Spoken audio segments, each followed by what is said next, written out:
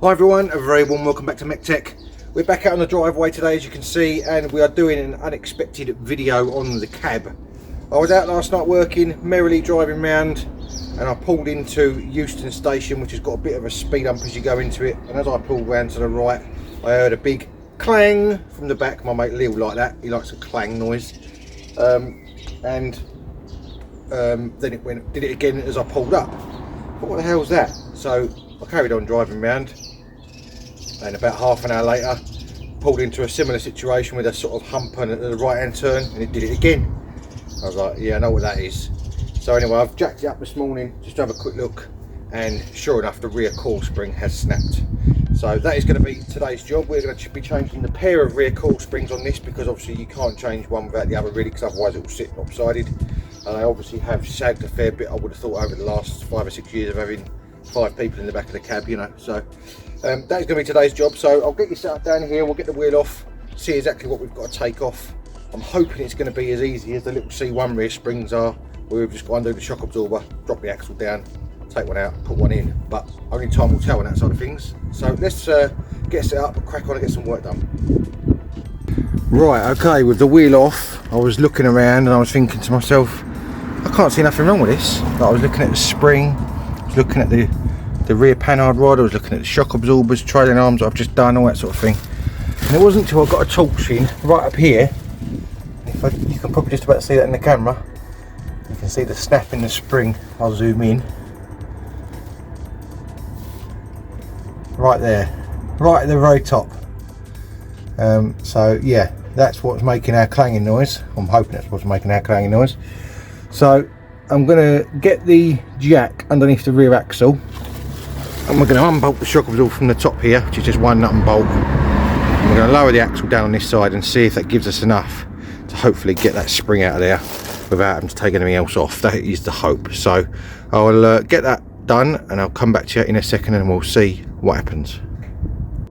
Right, I've got the jack set up underneath the axle. It's obviously got a bit of weight on it, so we're supporting that. That's not the right size. That's a good start, isn't it? Let's see if this is the right size. So that side is a 17mm, so that side's right. The other side looks like it's a 16mm, which is a bit strange, but okay.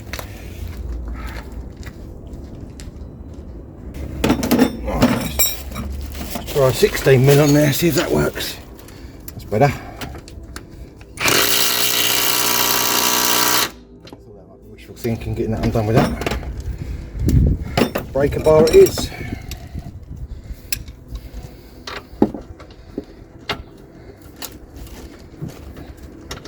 Wasn't really that tight, but I think it's because I had a swivel socket on it that it took a lot of the torque out of it.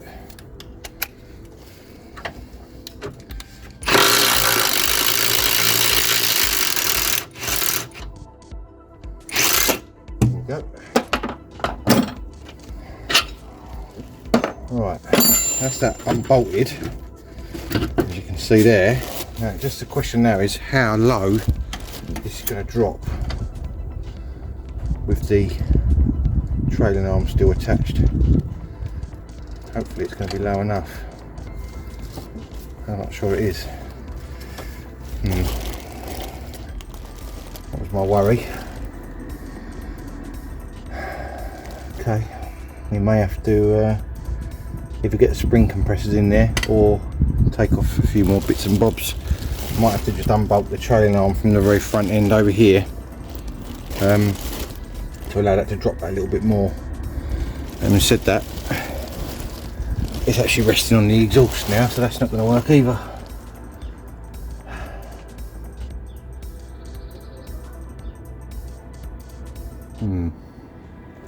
Wonder if I can unhook that exhaust to let it go a bit lower. Might try that, because there's only a rubber at the back. I can pop that rubber off. Let me just jack this back up again so it's supported. I've only got my little jack out here because the big jack's under the engine on the trot van at the moment, which is another story completely. I may go into at the end of the video. Right, as you can see in there, just show you, there's a rubber on the exhaust there, down there. So I'm going to take that off, drop that down and see if that gives us a bit more leeway to drop this obviously onto the ground, but down a bit lower. The other side obviously won't have that issue because we haven't got any good money on one side, but this side is going to prove. Oh, that came off really easy actually. I just popped it off. Let's try that again, see if it goes a bit lower.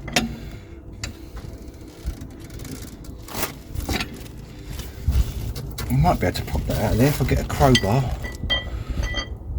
I'm going to go and grab a... Jack's not on there at all now. I'm going to go and grab a crowbar, see if we can get that out of there.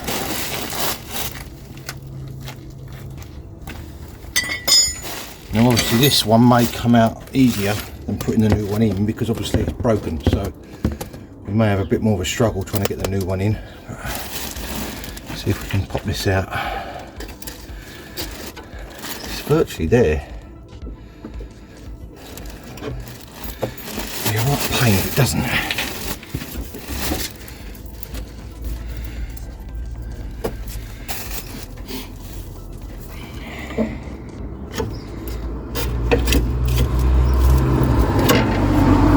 Going. Just want to mind my fingers, that's the thing. Not ideal.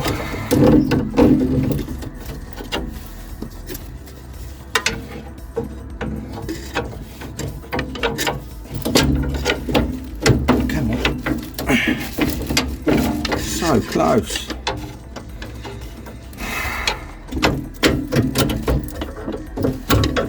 Yes, that's it. It's off the bottom perch now.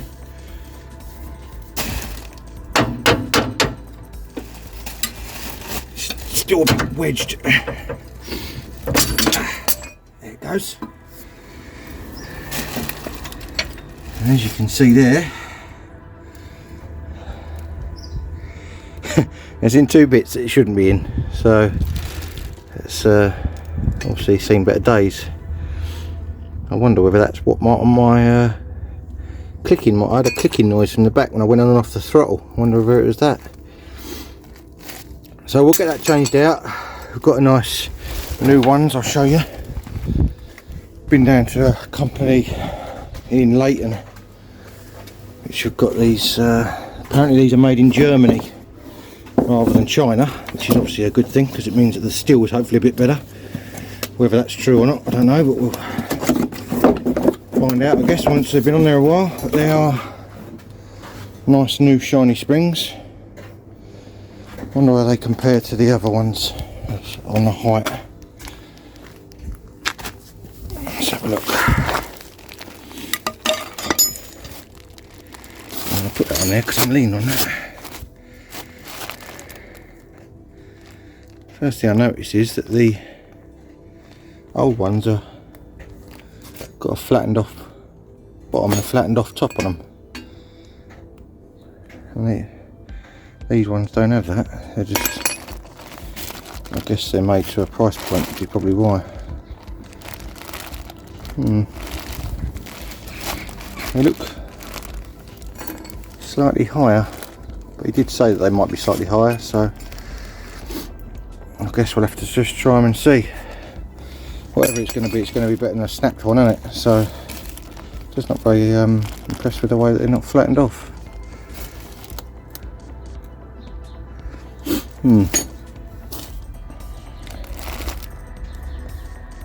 Okay, well we'll see if we can manhandle that back into the gap and see what it fits like. Right, having had a little look at this, it's quite obvious that it's not going to go in there as it is, so we're going to have to use the old spring compressors on there. So I've got these ones here which are made by Draper. Hopefully they should do the trick. We'll use the impact gun to wind them up. Obviously put one on each side. You really do need these if you're going to do a job like this, because as I've just found out, it's not as easy as the C1. So I'm just, don't think it matters because this spring hasn't got the flat bits on. It doesn't really matter which way it goes up. Not a massive fan of that, if I'm honest, but he did say these were upgraded. I'm going by what the guy said. He said these are upgraded compared to the standard ones because they're made in Germany, not China. So if I'm doing this job again in another 6 months' time, you know they weren't any good. I guess only time will tell really. Just got to go with it, and I need the cab on the road, so I haven't really got sort of any option apart from fitting them. So yeah, that is how it is, unfortunately. Right, I'm going to get a extension bar, which I'm got there, which I'm using to counterbalance the tripod at the moment, so I'll move that.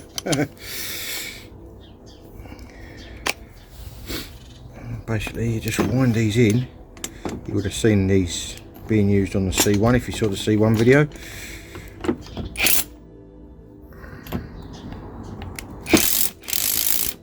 So you want to wind them in so they're even. I just want to get a cloth or something to put this on because I don't want to scratch all the spring up and damage it.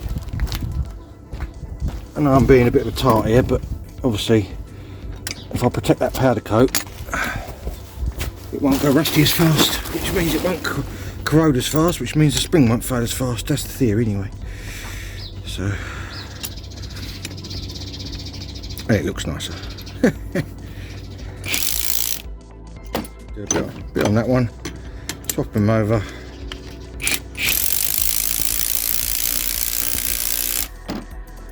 So you just have to work each side, and obviously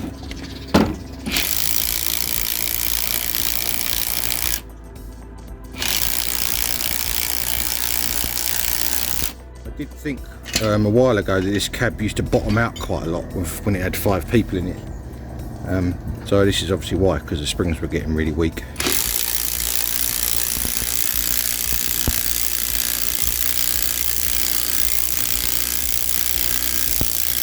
These springs are mega strong, I tell you.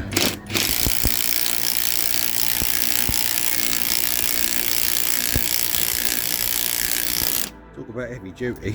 Cool. Right, now the trick is the thing is, am I going to be able to get this in to where it needs to go on the car with these spring compressors in the way?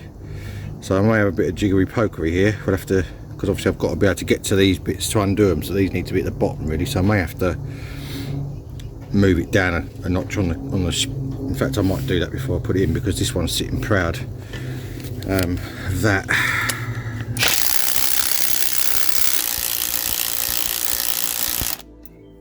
Right, they're pretty level now, which is good. Let's see. So you can see that squished down a fair way now. Let's see if that fits in the gap. I'll set you up over here. I'm trying to keep this rolling so you can see it in real time. Let me lower you down so you can look up at it. It's hard to see now, I know, but the perch is up there. You can't see it, but it's basically got like a rubber. There you go. You can see it's got a rubber sleeve it sits on that metal perch. So you've got to slide it onto that first. Then same on the bottom there. You can see it's exactly the same as the bottom. And then obviously jack it up and get the axle to hold it in place. So now we've got the added complication of these spring compressors. Hopefully to do it.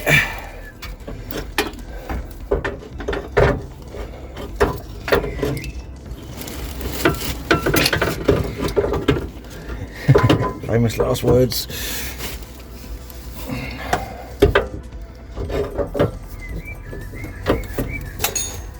That's very difficult to be able to see up there as well. You get in the bottom and the top in at the same time.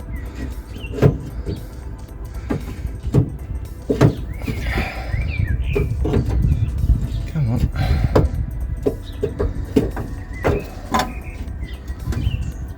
I'm going to spin it round, because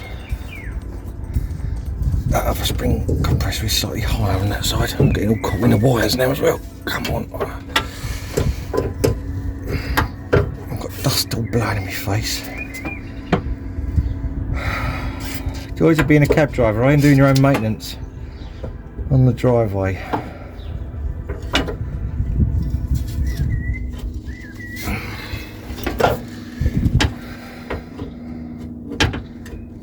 No, it's not going to work. Even with the spring compressors in there, it's still not going to go in, because I think they're getting in the way. Oh, maybe they're not, I don't know. I don't know what's going on at the moment. It doesn't seem to have compressed it anywhere near enough. So I'm gonna have a little fiddle around with this, see what, if I can find out what's going on, because that's not fitting in there at all, and we'll go from there. I'll come back to you in a second. Right, after a lot of yeah, that, I've got the spring in there, as you can see, and I've had to undo the front of the trailing arm to drop the axle down low enough. Now I had to use the spring compressors, which were a pain to get back out again after, but you do need them because these new springs are obviously a lot tougher than the old ones. I did take off this panhard rod as well, just to obviously try and aid a bit more sort of height, dropping it down, but that didn't really make a lot of difference. That front control arm bush made the most difference, so you will need to take that off if you're going to do this. And as you can see, as I say, the new spring is in there. I've got it supported on a jack at the moment, so it can't go anywhere, as you can see. So now I've basically just got to get all those bits bolted back on. So I've got to get the panhard rod bolted back on, the shock absorber bolted back on, and that front trailing arm bush bolted back on. And that should be this side done, assuming I've got it in there right. It looks okay. It's sitting in both cups either end, so hopefully it should be all right. Weird thing with this panhard rod, I undone it, and literally the whole of this recess where this bolt must be inside here, it's captive, was literally full of water. It all just drained out on the driveway, so it's a bit of a rubbish design, because obviously that will rust the, in fact you can see where it's rusted the end of the bolt away where it's been sitting in water, look. So that's a bit useless, but there we go. So I want to stick a load of copper grease around that to try and aid that from getting stuck in the future, hopefully. And obviously have a look at my panhard rod bushes while we're here. They look okay, slightly starting to separate around the edge, but they're still absolutely solid at the moment, so we'll leave those be for now. So I'm going to get this side bolted back up, and then we can do the whole thing again on the other side. Right, ignore everything I just said in this video about using spring compressors. You don't need to. You just need to get the axle low enough to get that to slot in there, because I've just had to take it back out again because it wasn't sitting on the rubbers right at the top and bottom.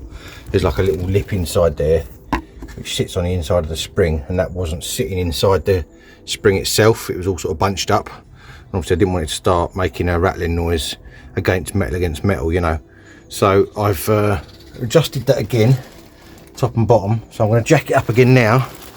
Now to get it low enough, you need to get the jack underneath the trailing arm. That is the best way I've found. So we'll jack that up now. Should compress that back up again in the right place, hopefully. Once it gets a hold.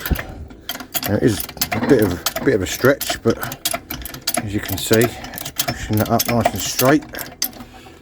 Got to get our control arm back in there yet. I want to make sure this is right first. So now we can see that the rubber is all the way around the inside of that spring, which is exactly how it should be.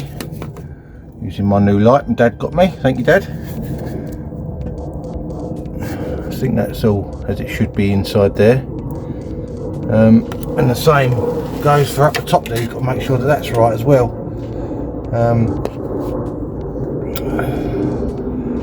I don't like the way these new springs sit, if I'm honest, because they haven't got that flat piece both ends. They just don't sit as nice, which I'm not that impressed with. As I said, it needs must, I need it on the road, so I've got to go with what I've got. So I'm going to make sure that that is all as it should be. It looks like it is from here, and then obviously we can get it all bolted up again, as I said before. Right, there we go. That is all bolted back up. Got the front trailing arm bush back in, top of the shock absorber back on, panhard rod back on. Obviously the springs nestled in there nicely, and that was all I had to undo, I think, on that side of things. Oh, and I had to pop the exhaust off on this side, so you just had to pop that rear rubber off to allow it to lower down with the axle.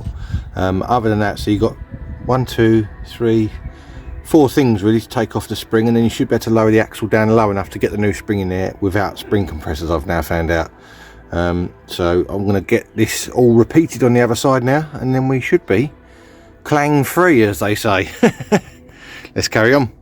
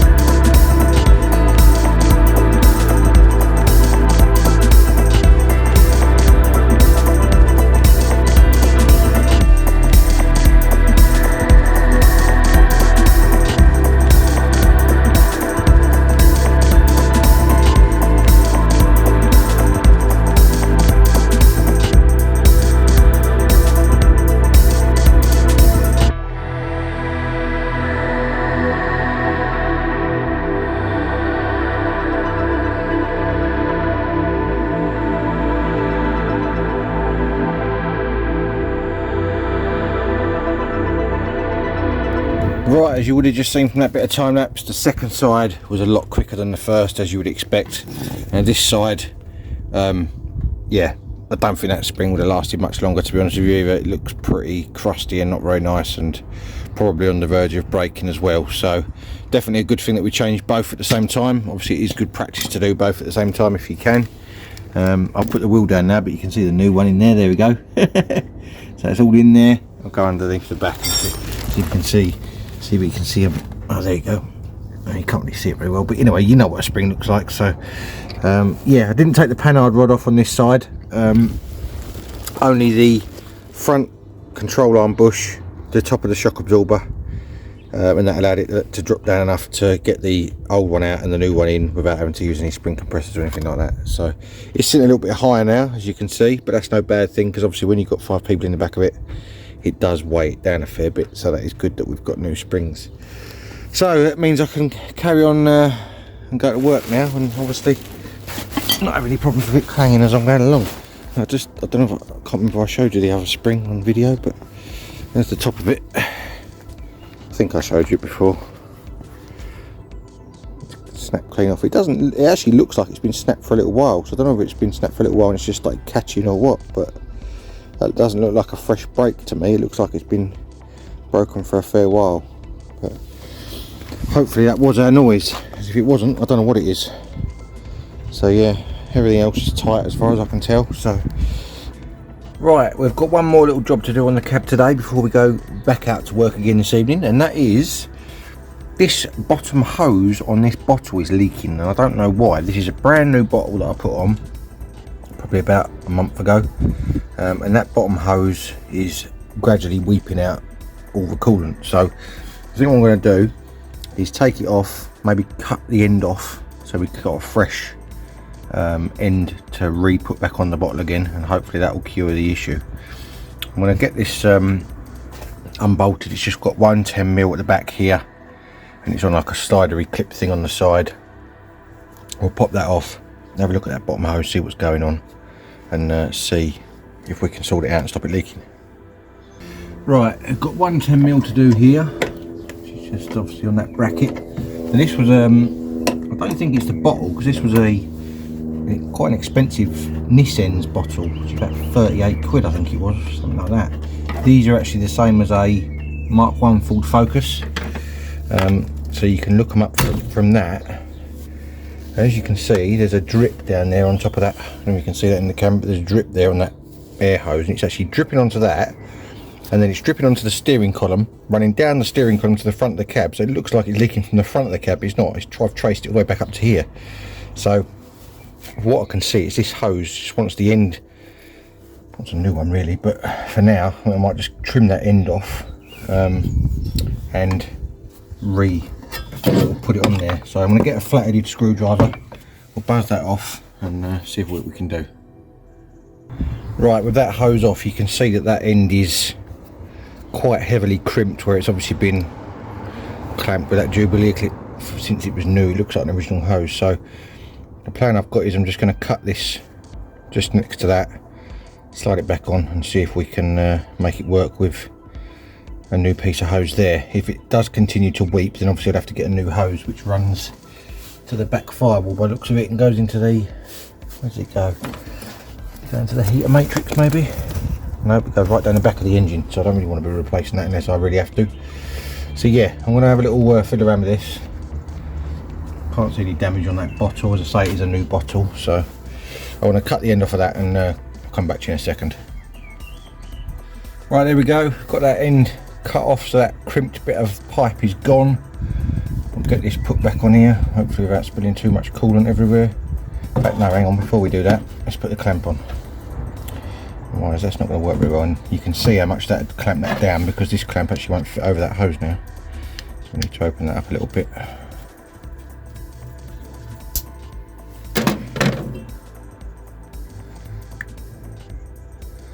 So I'll get it around the right way so I can actually get to it once it's on the bottle. It's quite tight on there, that. I wonder whether that's why it's done it in actually. I might try and find a slightly bigger clamp, because that don't seem right to me. I'm going to go and find a bigger clamp and I'll come back to you. Right, I've got a bigger one. This one's a bit too big really, but I'd rather have it like that and fit over than to try and squeeze it on there and it clamp the pipe up wrong, if that makes sense. So we'll put that on there like that, twiddle it round, and hopefully once I do this up it'll stop it from leaking with any luck. It was only leaking very slowly, so I mean, like, if I filled the bottle up it'll probably take a week and a half, maybe 2 weeks to leak out, so it wasn't mega amounts. Obviously it's a bit annoying when you come back to the cabin, it's got a drip, constant drip on the floor in front of it. I'm not talking about me either, I know I'm a drip, but I said this clamp is a little bit too big really, but that other one don't think it was doing it any favours. It was sort of misshapen in the hose almost, so that it wasn't sealing properly, you know.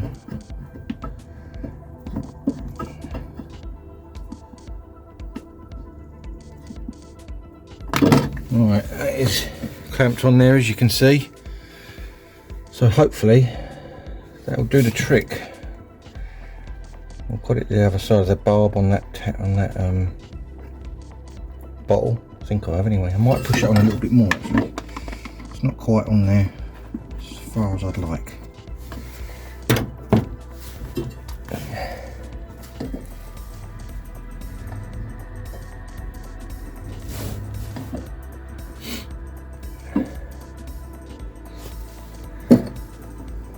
If this don't cure it, then as I say, it'll be a new hose.